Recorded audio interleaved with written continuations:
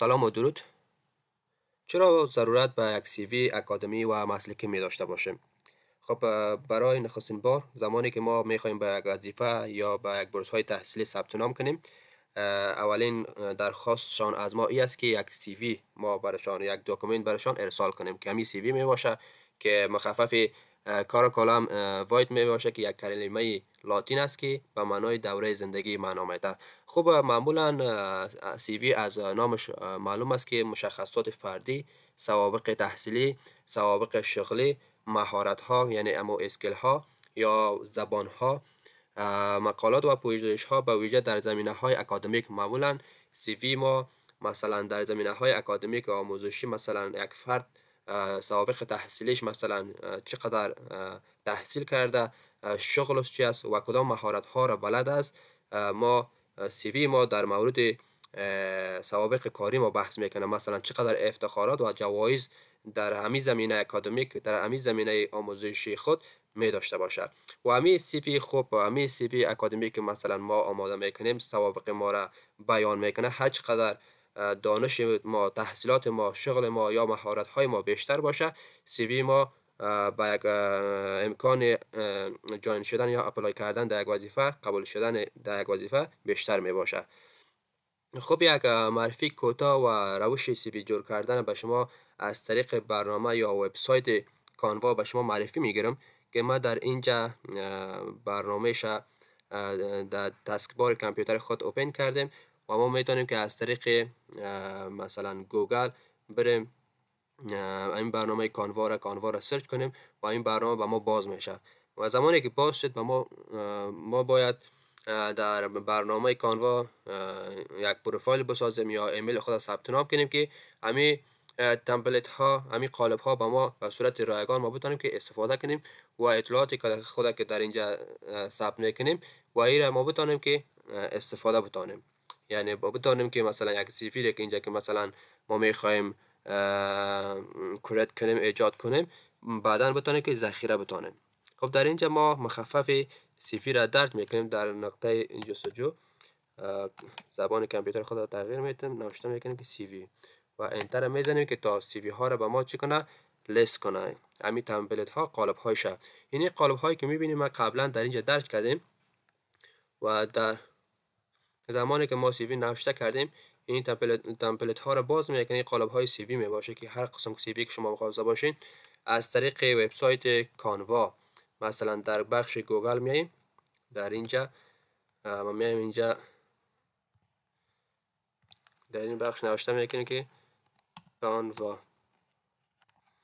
زمان کانوا را سرچ کردیم همین برنامه برای ما میایه. خب ما داخل برنامه کانوا میشم چون قبلا ما در اینجا برنامه خود اوپن می داشته باشم. زمانی که میره باز میکنیم دوباره سر ما اکانت میره، این البته یک اکانت دوم است و ما میریم سر اکانتی که قبلا باز کردیم. در اینجا میایم بالای پروژکت کلیک میکنیم.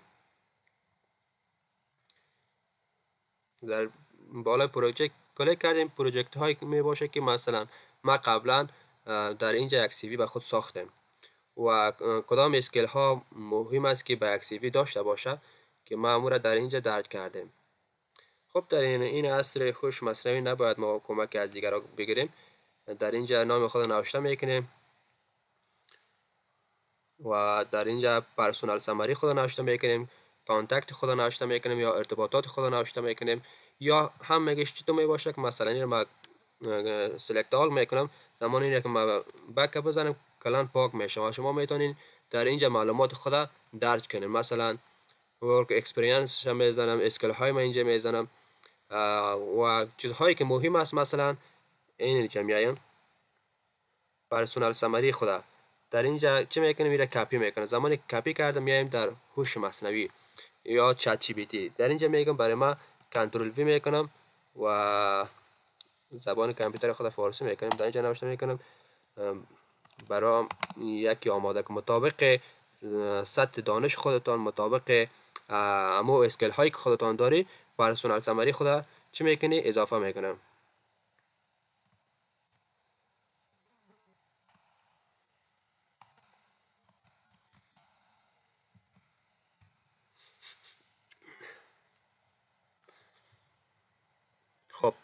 پرسونال سمری در نخست چی می باشه؟ حتما پرسونال سمری خلاصه حرفه‌ای، مثلا خلاصه عمود داستانی از سی وی تو می باشه که در رزمه سی وی خود قرار میگیره. خب به طور خلاصه مهارت ها، سابقه کاری و اهداف شغلی شما رو معرفی میکنه. بس شکل بسیار خلاصه به 2 پاراگراف یا 3 پاراگراف اما داستان یا سوابق تحصیلی شما را بیان میکنه. خب عنوان شغلی یا حوزه کاری شما، مثلا چی کاره هستین شما در اینجا؟ ما رشته ما آموزش کامپیوتر خواندیم، بخش حسابداری است، کارشناس است، فروشنده هستین، مدرس هستین، کی هستین؟ در سی وی مثلا تو پرسونال سمری خود اضافه میکنی چی کاره هستی به صورت بسیار خلاصه و کوتاه برات اینجا بیان میکنی. خودت البته که من ابراهیم هستم، مثلا 4 سال در بخش آموزش کامپیوتر تحصیل کردم، یعنی دیگری یونیورسیتی در بخش کامپیوتر ساینس دارم. مهارت های تا بیان میکنی، اهداف شغلی یا کاری که شما که است، مثلا دنبال چی فرصت کاری میباشی او را بیان میکنی. در اینجا برای ما نوشته کرده، این را میگم ترجمه کو برام. نمیخوام ویدیو طولانی شوه، ترجمه کو برام. خلاصه امو پرسونال سمری می باشه که فرد نتیجه‌گرا و دقیق و پیش از 5 سال سابقه کاری در محیط پویا و پرشتاب دارای توانایی اثبات شده. مثلا در اینجا میگه که میگه ابراهیم هستم با پیش از 3 سال سابقه کاری در بخش عکاسی یا در بخش یوتیوب یا در بخش هر بخشی که شما داشته باشید، دارای توانایی اثبات شده. دارای توانایی اثبات شده در مدیریت پروژه ها، مثلا در بخش های اسکل های آفیس پکیج و دستیابی به نتایج قابل اندازه‌گیری.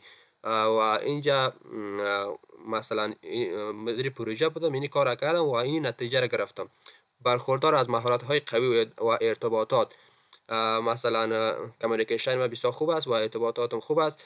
من میتونم که در بخش کامپیوتر مسئله و سازماندهی کنم، مثلا برنامه های کامپیوتر چی کنم خوبتر پیش ببرم و ذهنم در این بخش باز است، چون فارغ التحصیل از رشته کامپیوتر هستم.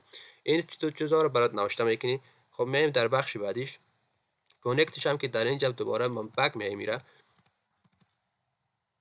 اینترنت ضعیف است. خب شد کانکت اما ارتباطات می باشه که مثلا زمانی که سی وی خود ارسال میکنی و گیرنده سی وی، کسی که به تو وظیفه را چیز میته، از طریق امی کانکت مثلا از طریق شماره به تماس میشه، از طریق ایمیل به تماس میشه و آدرس میبینه که از کجا هستی و یک آدرس لینکدین است که در شبکه‌های سوشال میدیا می باشه که البته مهم نمی باشه و ما اینجا از خود نام برنامه خود اضافه کردیم.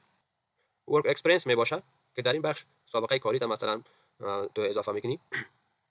در بخش ورک اکسپریانس مثلا سابقه کاری تا اضافه میکنیم، مثلا ما در این بخش ها کار کردیم، در بخش داکومنت کار کردیم، در بخش هر بخشی مثلا در این وظیفه ما سابقه کاری دارم و یا را اضافه میکنیم و مهارت های اضافه میکنیم. مثلا من میتونم دیتا انتری کنم، داکومنت منیجمنت کنم، دیگه بخش های مایکروسافت کارش انجام بدم و در بخش اینترنت، در بخش دیجیتال کانکت یا اپلیکیشن، در بخش ویدیو، در بخش ویدیو ادیتینگ، فوتو ادیتینگ، پوستر ادیتینگ یا سوشال میدیا منیجمنت، در این بخش ها مهارت دارم.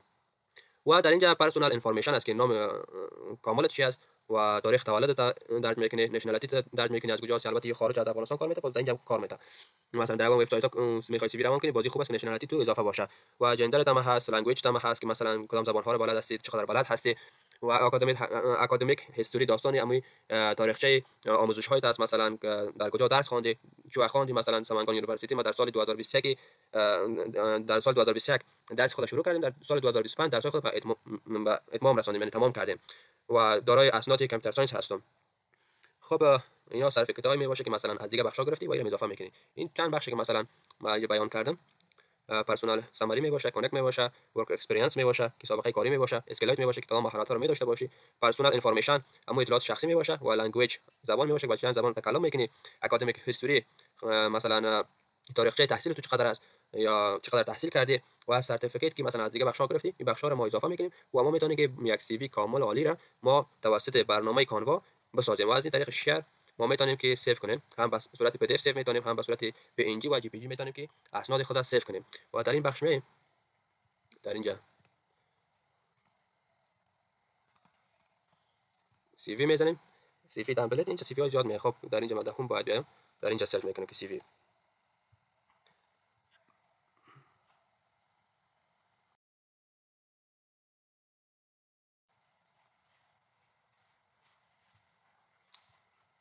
خب هر نوع تمپلیت های از سی وی اینجا موجود می باشه که ما هر کدامش خواسته باشیم به صورت دلخواه به خود یک سی وی کامل آماده و جور کرده میتونیم. خب قبل از اینکه بریم خداحافظی کنیم با شما، کانال یوتیوب ابراهیم اکادمی رو لایک و سابسکرایب کنین که تا از ویدیوهایی که بعدی نشر میگرده شما با خبر شوید. ما میتونیم که از اینجا این تمپلیت یوز کنیم و بهترین تمپلیت ها بهترین قالب ها رو میمونه که زیادی از این پولکی هم میباشه. راستی براتون بگم کلاگش آزاد نمیباشه که ما از استفاده کنیم.